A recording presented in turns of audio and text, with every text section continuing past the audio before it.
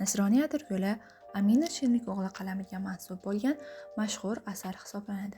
Asarda Jamila ismli musulmon qizning atrofdagi muhit ta'sirida o'z dinini o'zgartirishi, nasroniy diniga o'tishi, bu holatga uning do'stlari hamda oilasining munosabati atroflicha tasvirlab berilgan. Ayniqsa, qahramonning yaqin dugonasi hisoblangan Gulderen Jamilaning islomga qaytishi uchun juda ham qattiq tirishadi.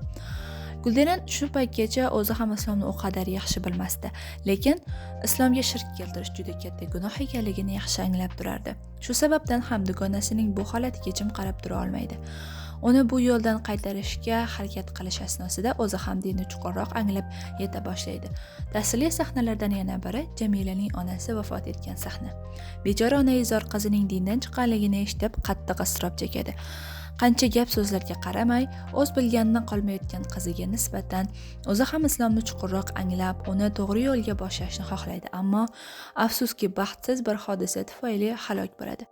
E'tiborga molik bo'lgan yana bir katta obraz bu Filiz ustoz obrazi hisoblanadi. Bu inson o'zligini, dinini anglagan holda Jamila hamda u kabi yo'ldan adashgan bir qancha yoshlarga o'z yo'lini topishlarida katta ko'mak beradi.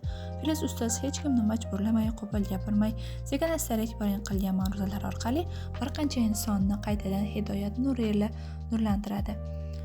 Biroz vaqt o'tgandan keyin Jamila o'z ishini anglab yetadi va qilgan xatosidan juda qattiq iztirobga tushadi.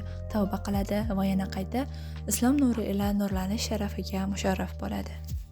Ushbu asarga musulmonlarning ko'zgu qilib tutgulik roman deya ta'rif berilgan.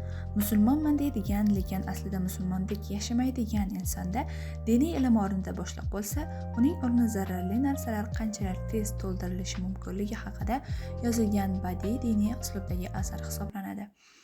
Asarni o'qish davomida kitobxon bunga yana ham ko'proq amin bo'ladi.